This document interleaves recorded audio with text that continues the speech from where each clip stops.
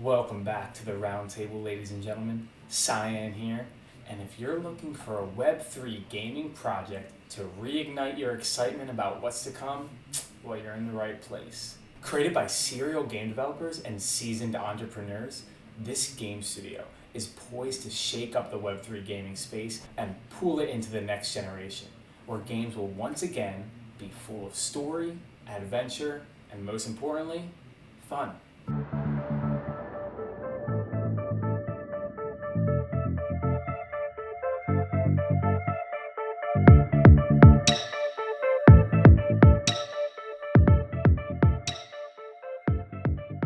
Now look, I know this is still crypto, so when mint?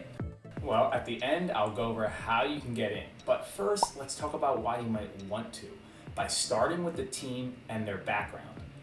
The founder, Mark Otero, is a serial game developer who started his own game studio right during the housing crisis and crash in 2008. So let's just say he knows what it's like to work under pressure. His small and ragtag team at the time ended up succeeding almost immediately and successively for many years, creating games like Superhero City, Age of Champions, and Starship Command, until eventually they were bought by EA. Then, with EA's resources, Mark was able to create his best game yet, Star Wars Galaxy of Heroes, which ended up grossing $1.5 billion in revenue. The CTO, Travis Bordeaux, has been an engineering lead in Web 2 for well over a decade and understands what it takes to build and scale software, and as a result is aware of both the strengths and pitfalls of Web 3. And this is just scratching the surface of the experience on the team, which I can't emphasize enough how important that is. Success takes practice, and expertise takes time. Many venture capitalists will probably tell you the allure of a second-time founder, because their previous experience, whether a success or a failure, often teaches lessons that pay dividends on their next try. And this will be Mark's 9th collectible and combat RPG, and his first one was a hit. So the question is, what makes them so successful?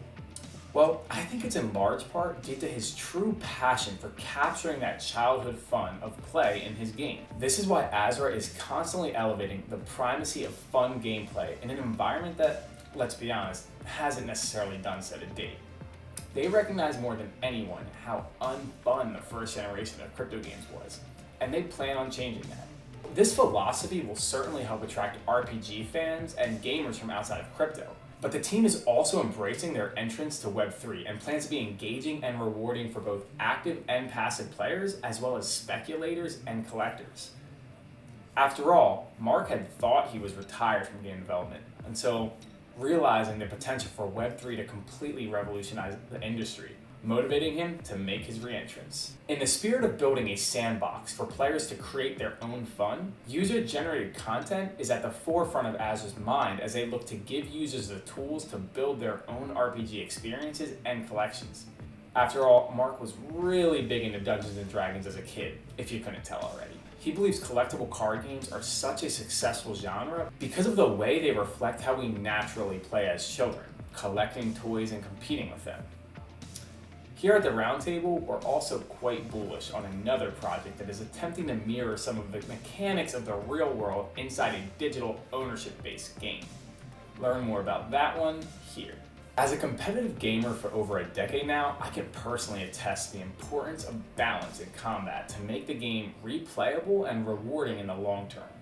And Mark believes that with Azra's first title, he may be able to finally crack a challenging game balance that he's been working on his whole career, which is how to recreate in combat the untethered creativity of playing with a variety of diverse characters in your toy box as a kid, without completely destroying the mechanics of the game and the balance.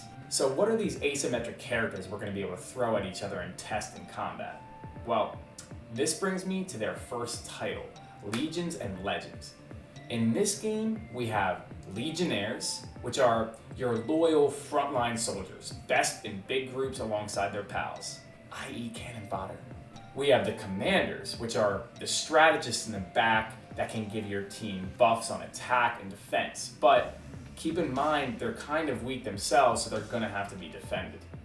And lastly, we have behemoths, which, as implied, are large, powerful machines and creatures that move slowly but wield devastating capabilities in combat. They plan to use these fundamental building blocks to design a new type of combat that blends genres. This won't be just your average turn-based RPG or Twitch skill-based game or an auto battler, but instead a unique blend that takes elements from each to create something entirely new. I, for one, am very interested in seeing how these classes interact in combat to deliver on Mark's vision. Because my favorite game of all time, which I've poured hundreds and hundreds of hours into, is an explicit blend of genres. Another important angle that's part of Mark's focus on a fun game first is his insistence that the underlying blockchain technology should eventually not really matter to the player. That being said, the Web3 in this project is not simply bolted on. In order to achieve that vision where players won't have to think too much about the chain, the team has spent a lot of time being strategic about how to structure their offerings and the technology. The game itself will be developed and run on optimized L2 chains, while the Genesis NFTs are minted on Ethereum, which I think is smart because it allows them to access the largest audience and developer network and make use of EVM-compatible ecosystems elsewhere, while also getting the benefits of the quick finality and low transaction costs of the other chains. Sound like any project that we know of? In the lead up to the launch of Legions and Legends, Azra has been doing an excellent job of keeping the community engaged with the story and lore, which has not been neglected in pursuit of gameplay.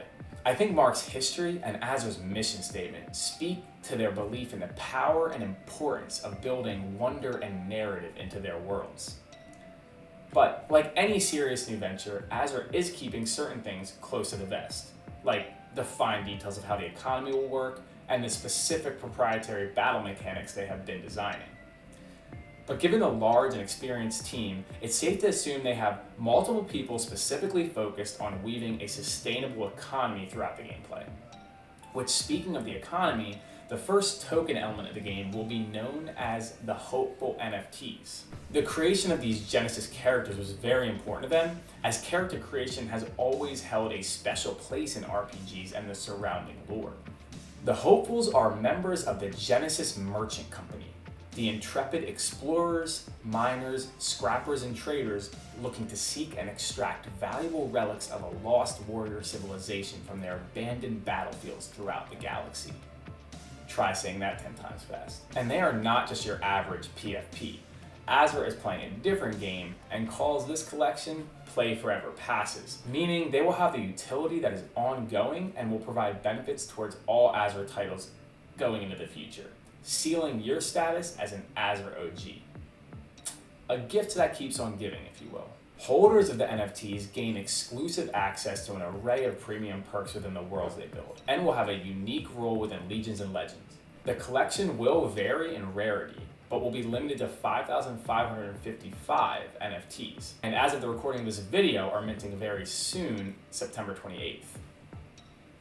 So, if you like fantasy adventures, fun video games, and want to be able to own and create your experience, I'd head into their Discord and give it a look. That's all for today's introduction to Azra, guys. Thanks for watching. Always remember, this is not financial advice, so do your own research. We're just trying to whet your appetite and present all of you Web3 gamers with a project worth looking into. If you found value in the video, like and subscribe, because this is hardly the beginning. Till next time.